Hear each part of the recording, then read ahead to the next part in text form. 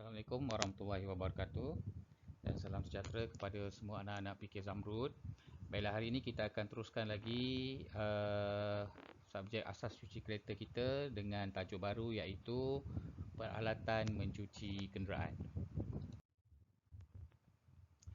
Baiklah, peralatan mencuci kenderaan ni bermaksud peralatan yang akan kita gunakan untuk mencuci kenderaan. Jadi diharapkan melalui video ini awak semua dapat mengenal dan menamakan peralatan mencuci kenderaan.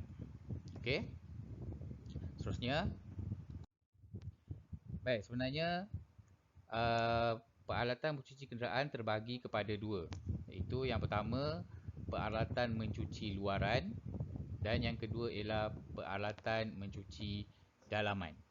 Okay. Peralatan mencuci kenderaan ni ada dua, iaitu peralatan mencuci luaran dan peralatan mencuci dalaman. Okay, kita kenal pasti dulu dan mempelajari peralatan mencuci luar, okay, bahagian luar kereta.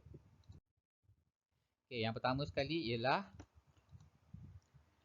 pam semburan air ataupun water jet. Okay, yang ini contoh pam semburan air. Kalau kat sekolah kita guna jenama daripada Itali, berwarna biru. Okay, dia menggunakan kuasa elektrik. Okay, dan kenapa kita panggil water jet? Sebab dia punya semburan tu kuat. Dia boleh menanggalkan kotoran dengan mudah. Ada kuasa jet kat situ. Semburan dia kuat lah. So bila kita gunakan semburan ni, kereta kita akan lebih mudah dicuci. Seterusnya, peralatan kedua ialah pemampat angin ataupun bahasa Inggerisnya air compressor. Okay, air compressor ni fungsi dia mengumpulkan angin, dimampatkan dalam ni angin. Okay, dalam tong warna merah ni angin yang dimampatkan menggunakan kuasa elektrik, dan angin ni fungsi dia untuk sembuh kepada kereta selepas kereta kita dicuci. Okay, dan juga digunakan untuk menyembuh angin kepada snow tank. Okay, jadi penting ni sebab peralatan kita menggunakan sabun. Jadi kalau kita nak sembuh tu kita kena ada angin lah.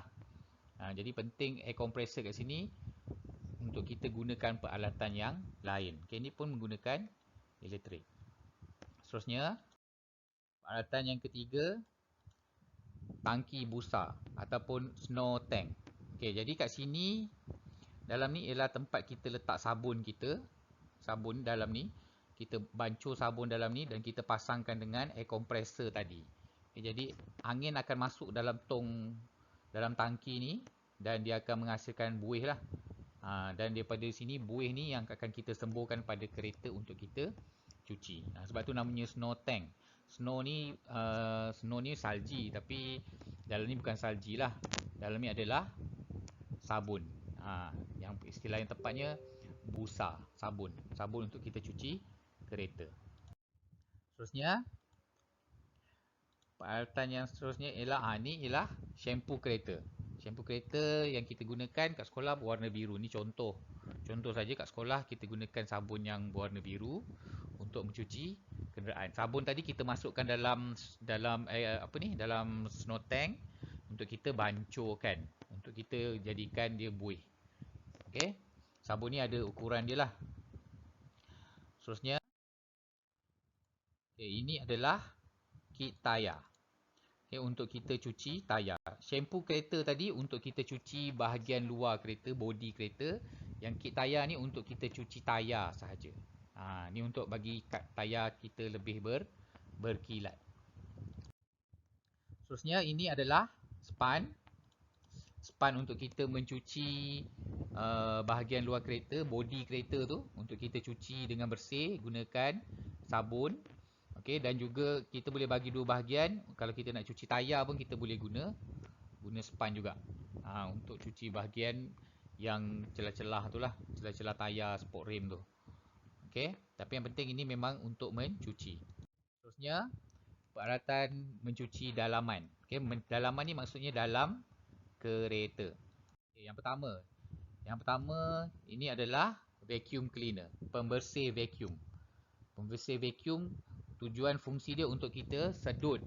Okay, kita sedut kotoran yang ada dalam kereta, habuk-habuk, sisa-sisa makanan, kekotoran. Okay, kita sedut dan dia akan kumpulkan dalam tangki inilah, dalam tangki dia sendiri. Okay, ini menggunakan kuasa elektrik. Okay, seterusnya ini adalah kain microfiber. Kain microfiber ni fungsi dia untuk mengelap badan kereta dan juga mengelap bahagian dalam kereta. Yang penting microfiber fungsi dia untuk mengelap bahagian luar dan bahagian dalam. Bahagian dalam pun kita kena guna kain microfiber kita lah. Kalau luar kita guna warna hijau, bahagian dalam kita guna warna merah. Dia tak boleh menggunakan warna yang sama. Tapi fungsi utama dia adalah untuk mengelap kereta. Terusnya kasut getah. Kasut getah ni gunakan untuk keselamatan semasa kita melakukan kerja. Seterusnya getah pipe untuk kita mengumpulkan air dan membuat sambungan. Okey. Untuk getah pipe cikgu rasa tak payah terangkan fungsi dia, memang untuk menyalurkan air lah. Seterusnya untuk mencuci dalam kita kena ada pencuci sabun dashboard. Okey, sabun dashboard ni dia memang untuk mencuci bahagian dalam kereta supaya lebih bersih dan wangi lah. Okay, kita cuma sapukan saja, lap dengan kain microfiber tadi. Seterusnya, dah habis. Okay, itu sahaja peralatan yang kita gunakan untuk mencuci kereta. Diharapkan faham. Semoga kita berjumpa lagi. Sekian. Assalamualaikum.